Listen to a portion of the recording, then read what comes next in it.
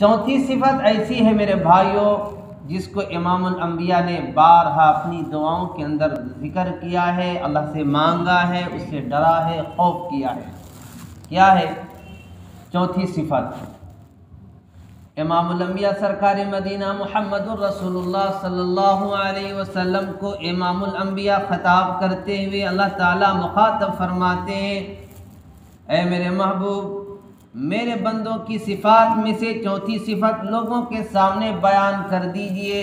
मेरे मखसूस बंदे वो हैं जो कहते हैं वल्लज़ीना यक़ूलूना रब्बना स्रिफ़ अन्ना अज़ाब जहन्नम इन्न अज़ाबहा कान गरामा। जो अपने रब से दुआ मांगते हैं, अपने रब से इल्तिजा करते हैं, अपने रब से सवाल करते हैं, ऐ मेरे रब, ऐ रब्बुल आलमीन, ऐ सारे जहान के खालिक व मालिक, रब्बना रब्बना स्रिफ़ अन्ना अज़ाब जहन्नम, ऐ मेरे मौला मुझे जहन्नम के अजाब से बचा लीजिए। जहन्नम की खौफनाक मंजर हर वक्त उनकी निगाहों में, उनके दिलों में बसा हुआ होता है। बारहा ये दुआ करते हैं वल्लज़ीना यक़ूलूना रब्बना स्रिफ़ अन्ना अज़ाब जहन्नम इन्न अज़ाबहा कान गरामा। जहन्नम से पनाह मांगते हैं, जहन्नम के खौफनाक मंजर का बयान करते हैं। इन्न अज़ाबहा कान गरामा, इंतहाई खौफनाक जगह है, इंतहाई खतरनाक जगह है, इंतहाई भयानक मंजर है, पुरखतर जगह है। ऐ मेरे मौला जहन्नम के अजाब से हमें बचा लीजिए। कहीं जहन्नम से पनाह मांगने के साथ साथ अपने गुनाहों पर नदामत करते हैं, आंसू बहाते हैं। जहन्नम से पनाह मांगना अल्लाह के खास बंदों में से एक सिफत है। मेरे भाइयों, हम और आप गौर करें कि हम और आप जहन्नम से रोज़ाना कितनी दफ़ा अल्लाह से पनाह मांगते हैं कि अल्लाह हमें जहन्नम से बचा लीजिए, जहन्नम की आग से बचा लीजिए, दोज़ख से बचा लीजिए। हम कभी नहीं मांगते। क्यों? इसलिए कि हमें पता ही नहीं कि जहन्नम कैसी जगह है।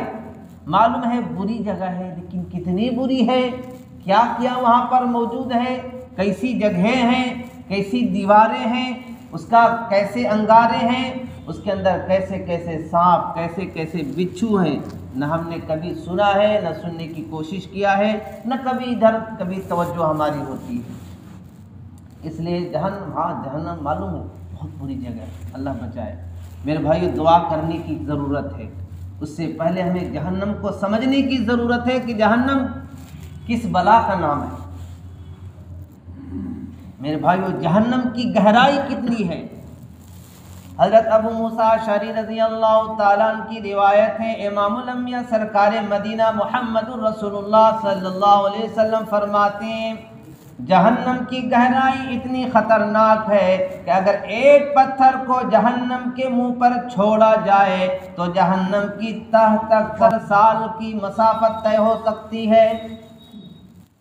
एक पत्थर को जहन्नम के मुंह पर छोड़ा जाए तो जितनी स्पीड होगी, आज की स्पीड की तरह नहीं मेरे भाइयों, जो रफ्तार, जो सबसे ज़्यादा तेज़ रफ्तार जो चीज़ें हैं, उस हवाले से उसको मुआवजा किया जाए और पैमाना किया जाए, तो उस हवाले से अगर उसको देखा जाए तो अल्लाह के नबी फरमाते हैं जहन्नम की तह तक पहुँचने के लिए उसे 70 साल लग जाएंगे। 70 साल कितनी स्पीड होगी मेरे भाइयों। कोई आपको छत से धकेल दे तो आदमी को ज़मीन से लगते लगते तक उसकी रूह कब्ज़ हो जाती है, हवाई में वो ख़त्म हो जाता है। लेकिन जिस जहन्नम की गहराई इतनी भयानक हो कि 70 साल तक आदमी गिरता चला जाएगा, उसके बाद जहन्नम की तह तक पहुँचेगा, मेरे भाइयों वहाँ की गहराई का क्या आलम होगा। हज़रत अबू हुरैरा रज़ी अल्लाह ताला अन्हु फरमाते हैं कि हम तमाम सहाबाए किराम हुज़ूर पाक की खिदमत में मौजूद थे। अचानक एक गिरने की आवाज़ सुनाई दी। इमामुल अंबिया ने फरमाया कि تمہیں معلوم ہے کہ یہ آواز کیسی ہے؟ تمام صحابہ کرام نے فرمایا کہ اللہ اور اس کا رسول بہتر جانتے ہیں۔ اللہ کے نبی نے فرمایا یہ جہنم کے اندر ایک پتھر گرنے کی آواز ہے، جس کو اللہ تعالیٰ نے آج سے 70 سال پہلے چھوڑا تھا اس کے منہ میں، وہ آج گرا ہے، یہ اسی کی آواز ہے۔ میرے بھائیوں، اتنی خوفناک جگہ ہے، اور میرے بھائیوں وہاں کی دیواریں کیسی ہیں؟ امام الانبیاء فرماتے ہیں کہ جہنم کو 4 دیواروں نے گھیر رکھا ہے۔ ان دیواروں کی موٹائی کتنی ہے؟ اس کا عرض کتنا موٹا ہے؟ امام الانبیاء فرماتے ہیں کہ ایک دیوار کی موٹائی کو طے کرنے کے لیے 40 سال کی مسافت طے ہو سکتی ہے، یعنی 40 سال تک آپ تیز رفتار گھوڑے کے ساتھ سوار ہو کر آپ اس دیوار پر چلیں گے تو 40 سال کے بعد جہنم کی ایک دیوار کی موٹائی ختم ہوگی، اس کا جو عرض ہو وہ عرض ختم ہوگا۔ اب اتنی موٹی موٹی دیواریں، 4 دیواریں ہیں، اب سمجھ جائیے کتنی بھیانک دیوار ہوں گی۔ کوئی انسان وہاں سے بھاگ نہیں سکے گا، کوئی انسان وہاں چھلانگ نہیں لگا سکے گا، کوئی انسان اس کو توڑ نہیں سکے گا۔ میرے بھائیوں، اسی طرح اللہ کے نبی صلی اللہ علیہ وسلم جہنم کی آگ کو بیان کرتے ہوئے فرماتے ہیں کہ جہنم کی آگ کو 1000 مرتبہ تک دھوکا گیا تو سرخ ہو گئی، پھر 1000 مرتبہ تک دھوکا گیا تو سفید ہو گئی، پھر 1000 مرتبہ تک دھوکا گیا تو آگ بالکل سیاہ ہو گئی۔ اب سیاہی ہے، اب کالی ہے، کالی رات اندھیری کی طرح ہے، اس کی لپٹ آپ کو نظر نہیں آئے گی، انتہائی کالی ہے اور بہت ہی خوفناک ہے۔ آدمی اندھیری میں کتنا ڈرتا ہے، لیکن اندھیرا ہی اندھیرا ہو اور اس پہ آگ ہو تو اس کا کیا موازنہ کیا جا سکتا ہے۔ اللہ کے نبی فرماتے ہیں کہ اے میرے جان نثارو، جس آگ کو تم استعمال کرتے ہو، جہنم کے 70ویں درجے میں سے ایک درجہ وہ ہے جس کو ہم اور آپ اپنے کھانوں میں، اپنی پوری زندگی میں، پوری دنیا کے اندر جو آگ دیکھتے ہیں، جہنم کے 70واں درجے میں سے ایک درجہ ہے۔ باقی 69 درجہ اللہ رب العزت کے پاس ہے، جس کو جہنم کے لیے اللہ نے بنایا ہے۔ صحابہ کرام نے فرمایا کہ یا رسول اللہ صلی اللہ علیہ وسلم، اللہ نے اتنے درجے کیوں رکھے؟ ایک آگ کافی تھی۔ ظاہر سی بات ہے دنیا کی آگ کے قریب ہم نہیں جا سکتے، دنیا کی آگ کی ایک چنگاری کوئی اپنی ہتھیلی پہ رکھ نہیں سکتا، اس کی اتنی گرماہٹ ہے، اس کے اندر اتنی شدت ہے، اس کے اندر اتنی تیز سختی ہے، کوئی انسان اپنی ہتھیلی پہ اس کو رکھ نہیں سکتا۔ لیکن امام الانبیاء سرکار مدینہ محمد رسول اللہ صلی اللہ علیہ وسلم بیان کرتے ہیں، اسی لیے اللہ رب العزت نے جہنم کی آگ کو 70 درجوں میں سے 69 درجے جہنم کے لیے بنائے ہیں، ایک درجہ دنیا کے اندر بھیجا ہے۔ اس کی اتنی شدت ہوگی، اتنی سختی ہوگی، جب جہنمیوں کو جہنم کی آگ سے نکال کر دنیا کی آگ میں ڈال دیا جائے گا تو اس کو نیند آ جائے گی۔ جہنم کی آگ اتنی خوفناک، اتنی شدت اور اتنی گرم ہوگی کہ جہنمیوں کو وہاں سے نکال کر دنیا کی آگ میں ڈال دیا جائے تو اس کو مزے کی نیند آ جائے گی، دنیا کی آگ اس کو انتہائی معلوم ہوگی، ٹھنڈی معلوم ہوگی۔ میرے بھائیو، یہ حال ہے جہنم کے خوفناک آگ کا، دوزخ کی آگ کا، جس کو ہم ہنسی مذاق میں اڑا دیتے ہیں، ارے ٹھیک ہم جہنم میں جائیں گے، دیکھ لیں گے، جو ہوگا دیکھا جائے گا۔ میرے بھائیو یاد رکھیے، وہاں کی شدت کا آپ اس دنیا کے اندر اندازہ نہیں کر سکتے، وہاں کی گرماہٹ کو دنیا میں محسوس نہیں کر سکتے۔ اس کی ایک مثال ہے جس کو اللہ تعالیٰ نے تھوڑی سی رمق کو ایک آگ کے اندر باقی رکھا ہے، جس آگ کو ہم دیکھتے ہی بھاگنا شروع کر دیتے ہیں، جس آگ کی چنگاری سے ہم اتنا ڈرتے ہیں کہ دامن کو سمیٹ کر بیٹھتے ہیں کہ کوئی چنگاری کپڑے کو نہ لگ جائے، کوئی چنگاری بدن کو نہ لگ جائے۔ میرے بھائیوں، ہماری قسمت بگڑ گئی، اگر خدا نہ خواستہ ہم ناکام ہو گئے تو اسی جہنم کی آگ میں ہم سب کو ڈالا جائے گا، اسی جہنم کی آگ میں ہم سب کو ڈھکیلا جائے گا اور تباہی و بربادی کے منظر سامنے ہوں گے۔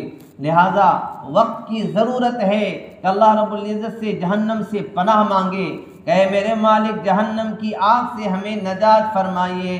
ربنا آتنا فی الدنیا حسنہ وفی الآخرۃ حسنۃ وقنا عذاب النار۔ اے میرے مولا جہنم کی آگ سے ہماری حفاظت فرمائیے۔ میرے بھائیو صرف آگ ہی نہیں ہے، وہاں پر ایسے ایسے انتظامات ہیں، جہنم کے 7 درجے ہیں، 7 کا نام قرآن پاک کے اندر اللہ نے ذکر فرمایا ہے۔